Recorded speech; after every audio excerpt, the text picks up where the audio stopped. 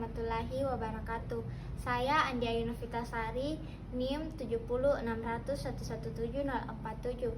Jadi saya akan melakukan teknik resusitasi kepada neonatus. Jadi yang pertama-tama itu memakai APD terlebih dahulu seperti kacamata, masker, dan celemek. Kemudian melakukan cuci tangan 6 langkah di bawah air mengalir.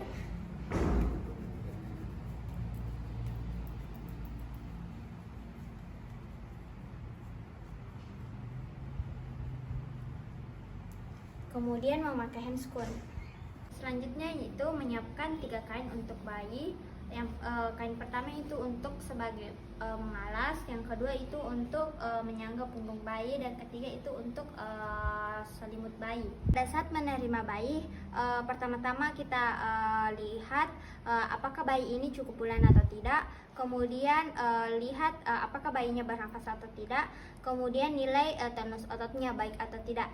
Nah, jika ada salah satu jawaban yang mengatakan tidak, maka kita mulai untuk melakukan resusitasi kepada bayi. Selanjutnya, jika bayi ditemukan tidak cukup bulan atau prematur, langkah yang harus dilakukan yaitu menempatkan bayi di radiant warmer dengan punggungnya disanggah, kemudian melakukan pengisapan lendir untuk membebaskan jalan nafas. Selanjutnya lakukan penghisapan lendir pada bayi mulai dari mulut, isap, buang,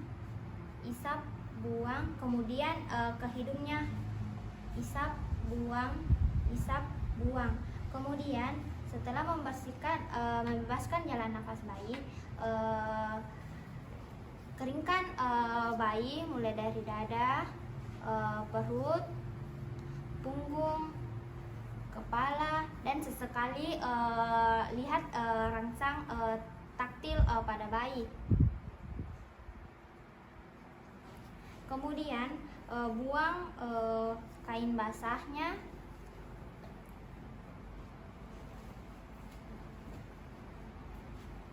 Kemudian tetap sanggah punggung bayi.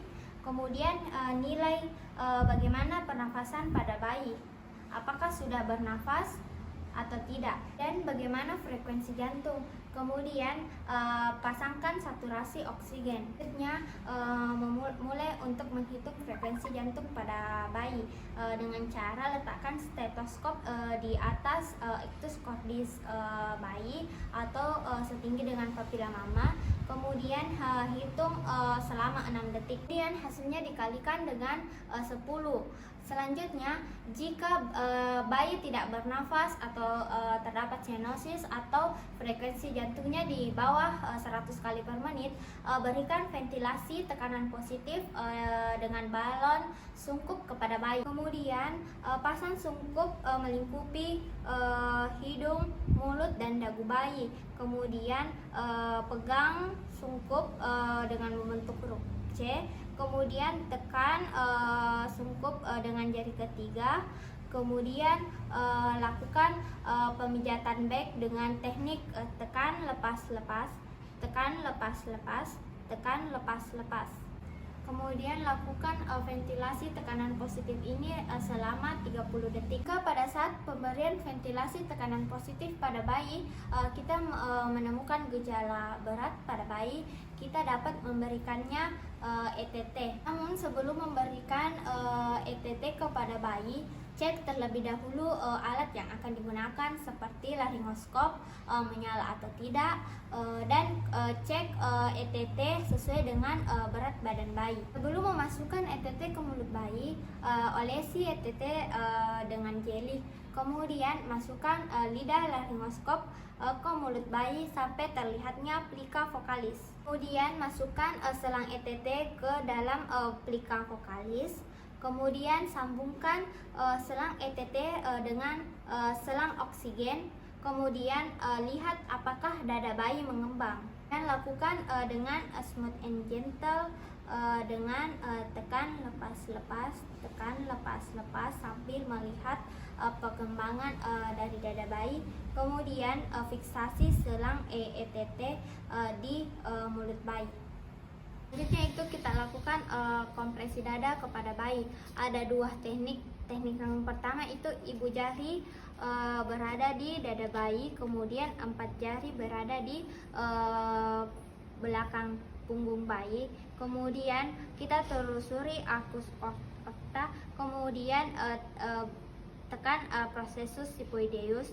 Kemudian naikkan 1 jari di atas processus sipoideus. Kemudian kita tekan sedalam sepertiga diameter antero-posterior. Kemudian teknik kompresi dada yang kedua yaitu kita taruh tangan kiri di belakang bayi sebagai alas, kemudian kedua tangan kanan berada di atas processus sipoideus, kemudian kita tekan 1, 2, 3, 1, 2, 3.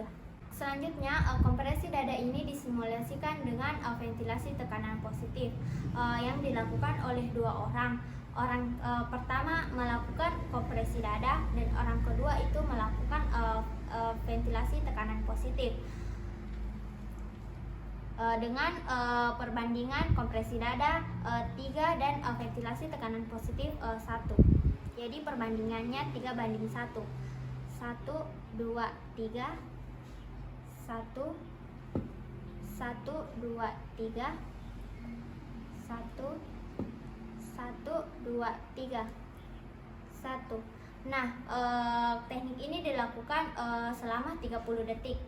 Dan kita nilai frekuensi jantung pada bayi. Nah, jika frekuensi denyut jantung bayi ini kurang dari 60 kali per menit, lakukan ventilasi tekanan positif, pasang ETT bila perlu, kemudian kompresi dada. Koordinasikan dengan VTP. Selanjutnya berikan epinefrin secara intravena melalui vena umbilikal. Selanjutnya jika frekuensi denyut jantung nadi sudah di atas 60 kali per menit, hentikan kompresi dan lakukan VTP selama 30 detik. Selanjutnya lakukan evaluasi ulang. Telah dilakukan beberapa langkah tadi, namun kondisi klinis pada bayi ini masih buruk atau frekuensi denyut jantungnya itu kurang dari 40 kali per menit.